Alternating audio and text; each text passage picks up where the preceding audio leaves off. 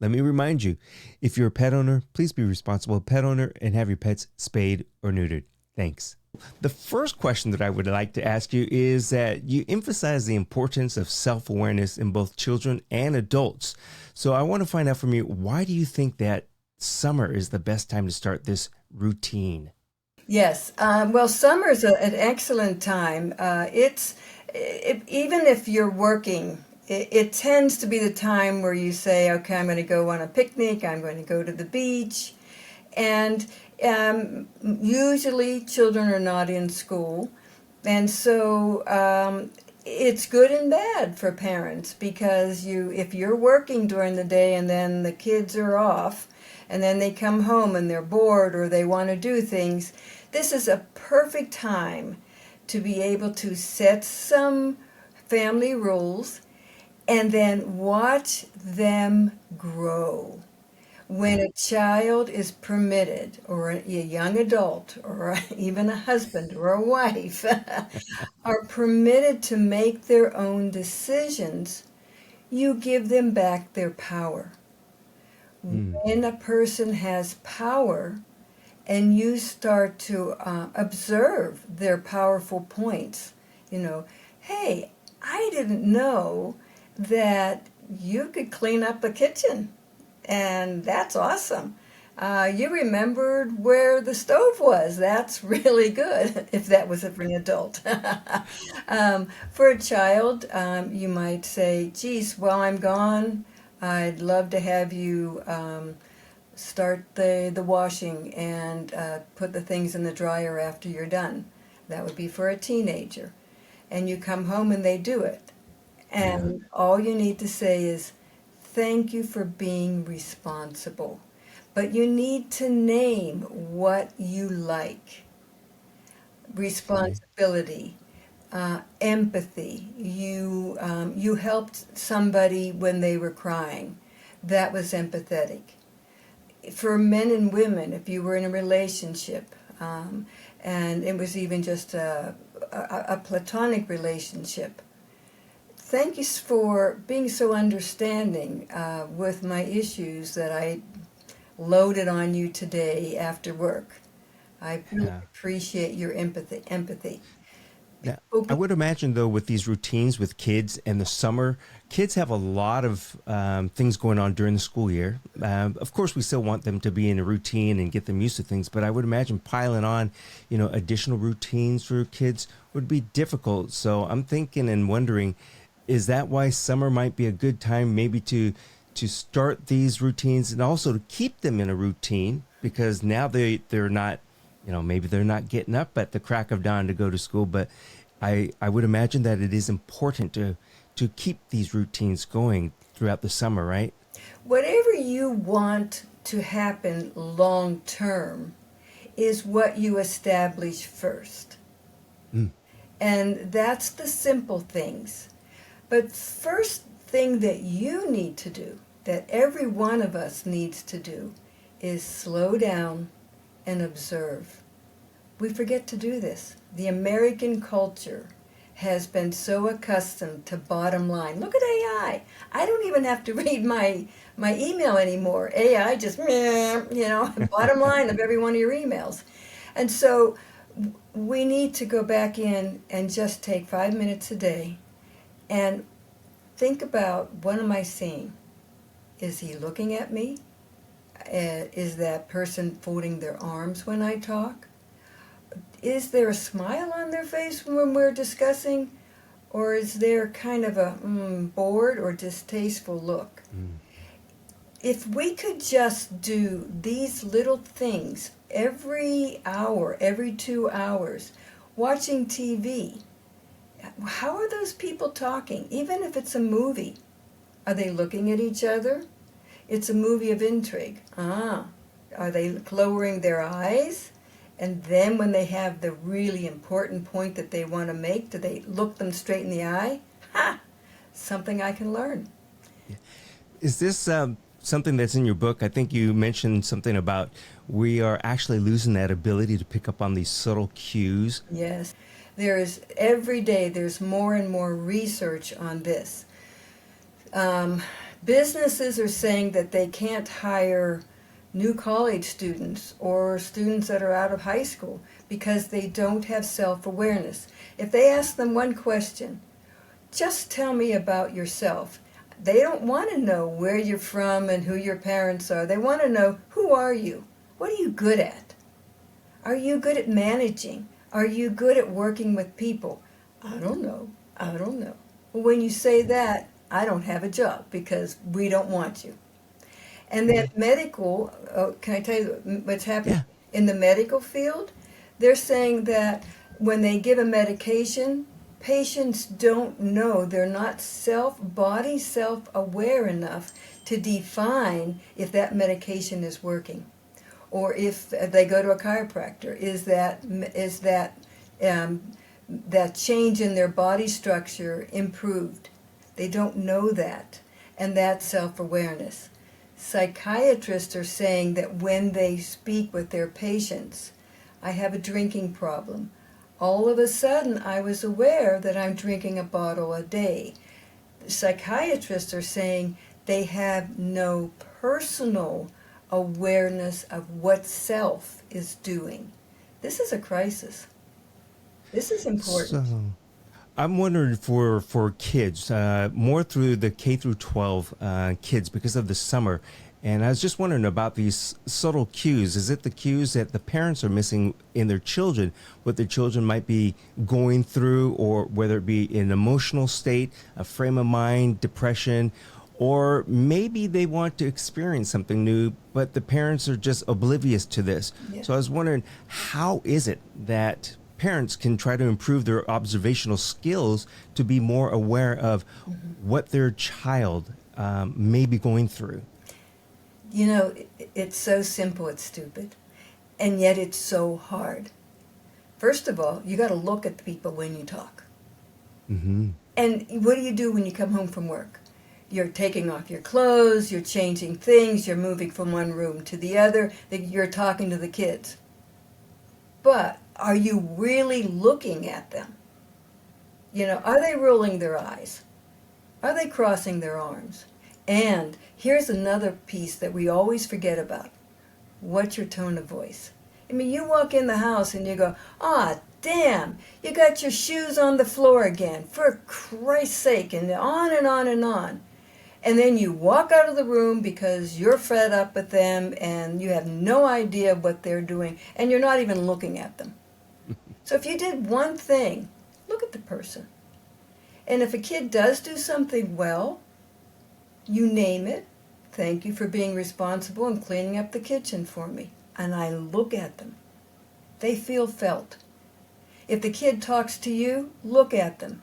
It's a feeling of being felt, that somebody is listening.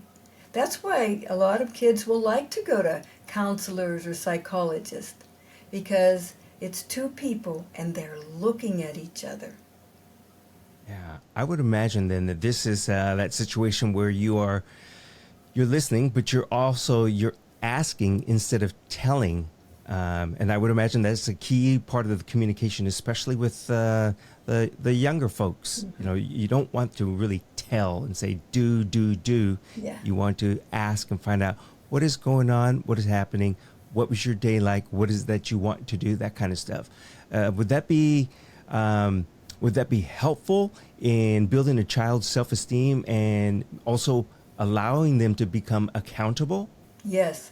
As a matter of fact, let's take a scenario where you come home and your daughter's on her iPad and she's crying.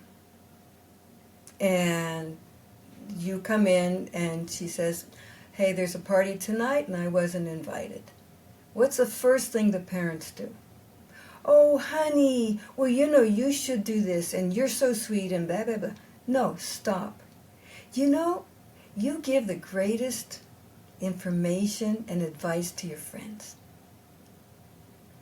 What would you say if this was your friend Janie? You're so good at this. Let me just hear what you have to say. Let's pretend that this is Janie that this happens to. And then you sit back and you listen. Don't cross your arms. Just sit back and listen. And take note, take mental. Oh, I don't know, I'm not Janie. Well, you're not Janie. But if you were giving advice to Janie and she didn't get invited to the party, but you did, what would you say? And you listen. And then maybe she'll say, I don't know. That's self-awareness. That's basically saying, you make all my decisions for me. I really don't know what to do, because you always tell me what to do. But just that little phrase, I don't know, is basically saying all of that. And then you just say, would you mind if I give you some ideas? I'm going to throw things out there, and you tell me what you think would work for you. I'm just throwing them out. Yeah, that would be very beneficial for building that self-esteem, I think, for the child. What we have found from research is when we do that, when we permit a person to hear their self-talk and hear their own attributes, they become more confident. When a person is more confident, they become self-sufficient. And when they become self-sufficient, they have courage to go out and use these strategies on others. And then others see them as leaders. Yeah, I would imagine on that flip side, oftentimes parents or adults unintentionally rob children of their autonomy. And, like you said, we're going to guide them into, we tell them, but we're not allowing them to become accountable. And then I think that way, again, we unintentionally rob those kids of their self-awareness, self-being, their autonomy. So, and parents don't, it's usually the parents who love their kids so much, and they don't want to see them hurt, and they don't want to see anything happen, and they want them to be happy. Those are often the parents that come to me and say, I've done everything. I tell them and I explain everything, and yet they still don't understand. yeah. And when the parents are out of the room and the kids sit and talk to me, it's completely opposite. They do all the talking. I have no idea what to do. I don't know if I'm good, I don't know if I'm bad.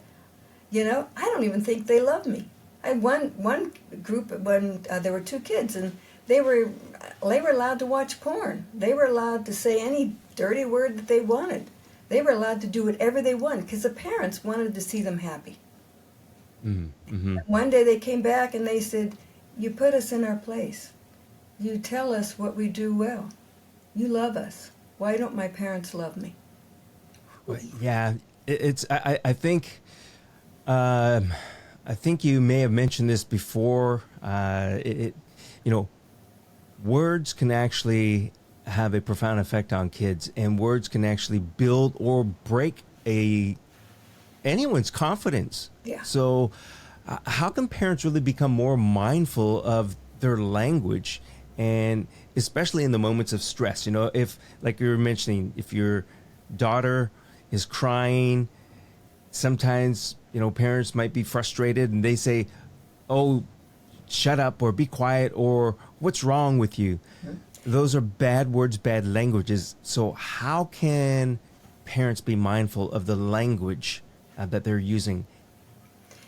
Just pick up your eyes and look. Sometimes it doesn't even have to be words that come out of your mouth.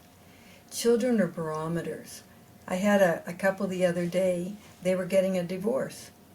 And the father said, when I come into the house, I feel that my wife is really talking against me and saying bad things. I said, what's your attitude like? Well, I'm sad. I'm depressed.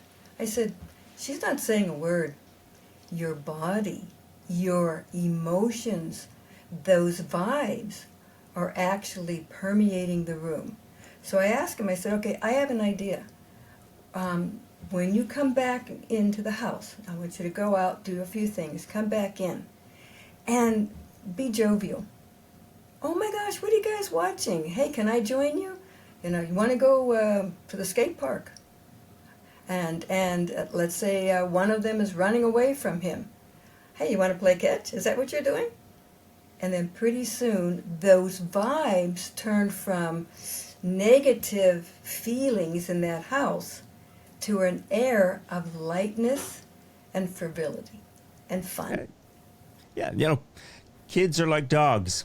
Yeah. People are like dogs, and I say that because dogs can pick up on emotions and the feelings of how somebody else is feeling, and that's the same with the child. I think it might not be right all the time, but those are the situations, as you were saying, that parents need to observe. Mm-hmm. They need to also to be self-aware themselves, not just the child, but parents, I think, also need to become more self-aware and aware of the surroundings, which includes that child that's in front of them.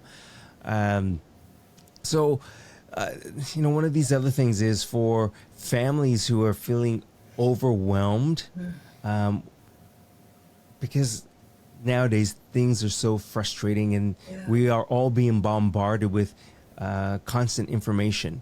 And I think a lot of times parents, children, maybe especially teens, are more negative on themselves. Yes. So how can parents help their child become better, or have better self-awareness and build that self-esteem? I know we've been talking about this self-awareness and self-esteem, but what can the parent really do aside from just watching, looking, and listening? Is there something else that they can do when everyone is feeling overwhelmed? Mm-hmm. Be honest. Be honest. We think that we are saving our children by hiding our anger, our depression, our frustration. On the contrary, when I was working 2 jobs, going to school full time, and having to come home and be a mom and cook and clean and everything, I was able to say, you know what, I'm in a really bad mood right now. I don't think that I would be very comfortable to talk with right now. So give me a few minutes, let me calm down, and over time, when you start to open up the conversational bubble, where once a child and you have the ability to start communicating, then we can open communication. Mm-hmm. And I could come home, this is like after we had already established this, I could come home and my son could say, Mom, I think you need a cup of tea because you're in a really bad mood. And previously, I would have taken offense. How dare you say something? But now that we have open conversations, really, I thought I was holding it well inside. And he'd say, no, you're not holding it well inside, and you really look like you're frazzled. And if my husband would come home from a trip, I would say, go back to the bedroom, I'll bring you a gin and tonic, and when you're ready, come out. So it was a thread that permeated the family. Kindness to me, realizing that I was upset, and him observing it permitted me to have some time to myself. Mm-hmm. I then gave it to my husband. Hey, I saw you came in from a trip. You must be tired and thirsty. Let me help you.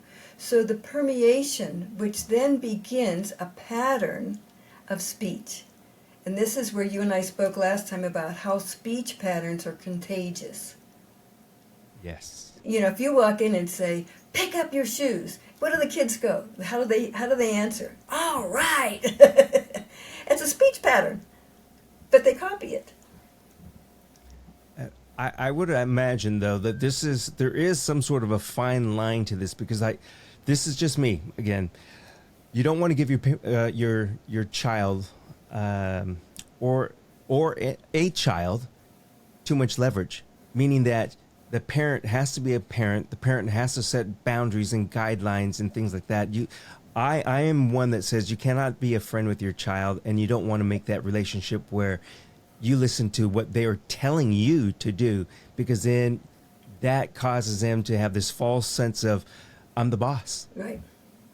And I'm glad you brought that up, because when you set your boundaries and when you use your eyes and when you use your tone of voice, you then become the owner of your power. But if you as a parent don't have your power and you don't have your own self-esteem, anything that a child would say in reply to you could really get on your nerves. But when you feel good as a person and you know that you're a good father or you know that you're a good mother because you have opened up that line of communication and that you are permitting them to grow through their mistakes, then when they do tell you something, they're not doing it out of anger at that point. They're doing it out of respect. This is what you're saying and this is how you're making us feel. Now, if you're just starting this process and they come back and they start being, really smart aleck, you turn around, you look them right in the eye and you go, was that respectful? And you stop. Yep. And you wait. Well, no, thank you. Do we need to start a family with disrespect? Or over this summer, are we going to have a peaceful family time? I don't know, Mom. I guess peaceful. Thank you. I appreciate that. And I agree. And walk on. You don't have to go after them. Yeah, da-da-da-da-da-da-da. You know how we as parents, we do that. Oh, I'm so glad you thought about that. And then you start reiterating because I'm the boss here. And then it just, you've lost it. Everything you have built dies. And I have to throw this in because, I don't know, throughout the ages, kids are kids. However, kids growing up in the 50s, 60s, 70s are much different from the children growing up today from the 2000s on. Yes. I think much, much different. One of the biggest things is because of the internet and the speed of how information travels. Right. Now, with that being said, summertime, there isn't that routine of getting up and going to school. So that means a lot of kids are going to be on these devices and on the internet more. Right. So what do you think about, or how should parents approach this when there is maybe a bad news topic that happens, and you know that your child, we're just going to say 7th grade to 12th grader, because the little ones, they probably don't really know, or they're not really going to get it. So the 7th through the 12th graders, you know that they're going to hear about it, or they're going to talk about it. How should a parent approach some sort of news situation that might be devastating, controversial, or something like that? Mm-hmm. Well, and this is a great This is a great opportunity to really open up manhood and womanhood with children. You come home and say, gosh, have you listened to the news today? Yeah. Did you see they just killed this guy down on Main Street? And he was just walking across the street, and they killed him because he was black. I mean, Mom, what is this? And then you say, do you want to tell me what you think, or would you like me to talk first? So I give permission to let them speak, and then they'll turn it around. They'll say, no, I want you to tell me if this is fair. I want you to tell me how we can change things. All right. And then we do sit down and we talk. May I be honest with you? May I be open with you? And they love it, because now you have opened your adult world to the reality of life, and you have permitted this coming together of the minds. And they will respect you for it. On the contrary, I mean, every family that I have worked with, even autistic families, have turned it around. I mean, I'm lucky, because all of these students that I've been working with all of these years, they have been away from my work for 10, 15, 20 years. And they're coming back to me now telling me, hey, my son just graduated from college and now he's going on to graduate school. This is a kid who was walking around with a helper. And it's because we had open conversations and we then permitted each other to respect each other's wishes. I just ask permission all the time. Hey, do you mind if I give you some advice? No, I don't want advice. Oh, okay. Well, when you're ready, let me know. And that's a perfect way to empower the child. Yeah. And you're asking permission, you're giving permission, and you're allowing them to empower themselves. And this is perfect, because I imagine all this information comes from your book, The Power of Connection: Understanding Individual Differences to Uplift and Empower. So it's this is definitely a guide, I think, for parents to children, but also it's a guide for every individual to understand and to uplift and empower themselves. Well, through the summer, you can actually uplift and empower your relationship. Because imagine if you want your children to stop fighting, and yet you and your husband, or you and your wife, or you and your partner are fighting or making rude remarks to each other. Oh man, you're stupid. What the hell do you want that for? You know, those comments, even in that tone of voice, makes a great impact on a child. My mom is so nice, or my dad is so nice when they talk to me, but boy, when they talk to each other, so then what do they learn? This is how I'm going to treat my wife. This is how I'm going to treat my husband. I'm going to put him in his place. Well, I know you and I have heard this before, but maybe younger generation kids haven't. Monkey see, monkey do. It's, and it's so true. They will mirror how their parent or how an adult behaves. They're just seeing it, and some people might think, oh, that must be normal. That must be what everybody does. Yeah. Therefore, I'm going to do it. I've learned it. I'm going to do it. So, and a lot of this is not actually said. I mean, that's the weird part. Speech patterns occur when people don't even know it. When I write back to students, my college students, on their replies every week about what they think about the work and everything, I start out with, I really enjoyed this. More specifically, I like this. I'm wondering about this. Guess what? Within 2 weeks of doing that with my students, the students are writing to each other using the same speech patterns. I never said a word, but they're using the same speech patterns.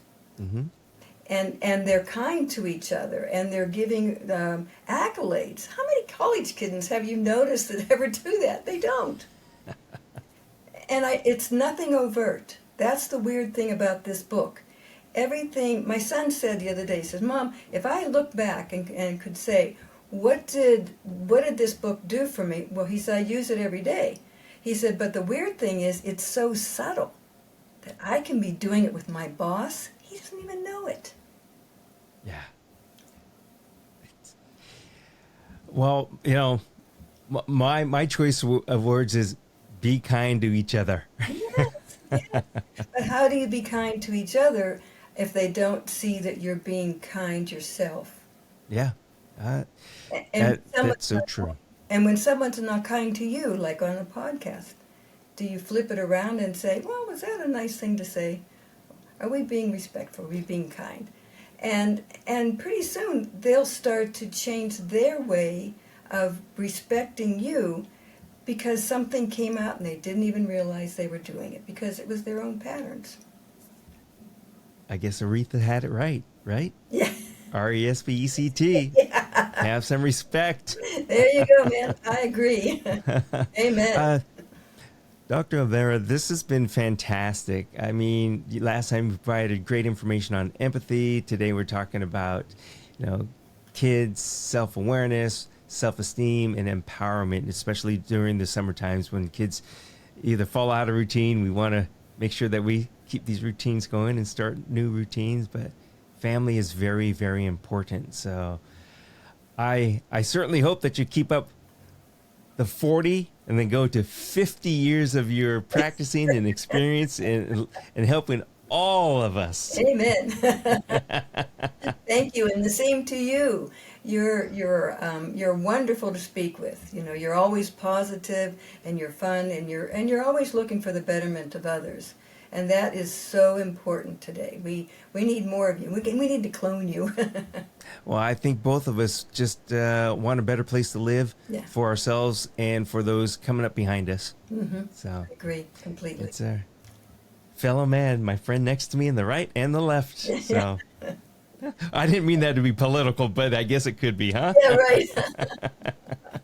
Well, I was a diplomat, and I had to learn to be in the middle. So we had to use these same strategies with the right and with the left, and the guys that were down the middle. Yeah.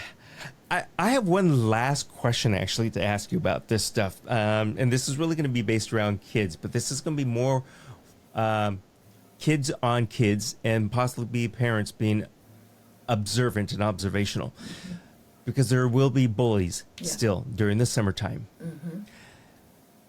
How would you handle a situation, or how should a parent handle a situation if their child comes home and tells you that they were bullied, or they hint around that maybe somebody had bullied them? Yeah, yeah. Well, first of all, you have to find out specifically what it is. And you need to start out with just being kind and just say, look, I see a look on your face today that makes me see that you're not happy. And then I don't say what are you feeling? Because do you ever notice that when somebody says, oh, how do you feel? You immediately start, thinking about your body, your mind, whatever. No. What's your body feeling like right now?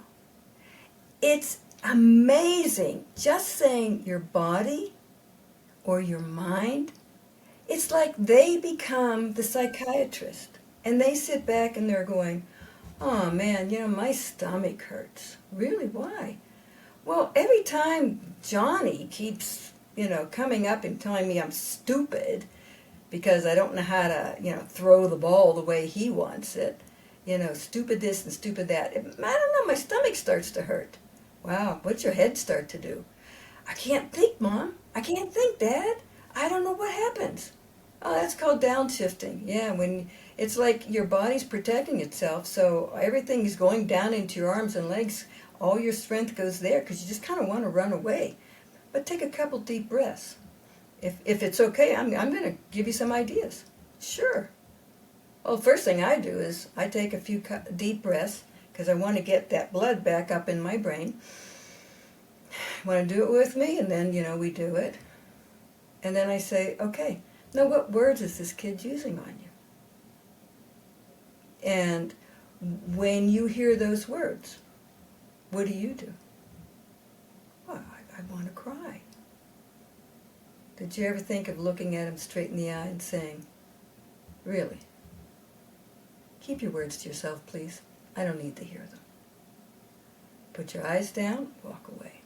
Now, if he comes running after you, you turn right around and say, what did I say? Take your body and move it to the other spot. Thanks. Beautiful. You have power. We all have power. Even 2-year-olds have power. Yeah. Boy, there's so much that we could talk about when it comes to self-esteem. This may end up being an ongoing series. I think that's a wonderful idea. Well, again, I just want to make sure that people know who you are. You're Dr. Olvera, and your book that we're talking about today is The Power of Connection. And the sub on that is Understanding Individual Differences to Uplift and Empower. But if they have any questions, please let them write any question to me at my website, Dr. Dianne Olvera, Olvera, and Dianne has 2 N's, .com. I'll make sure that we have all that information in the show notes. Well, Dr. Dianne Olvera, thank you very much for our conversation today. I really enjoyed it. I did too. Thank you so much. I appreciate your time with me. You're welcome.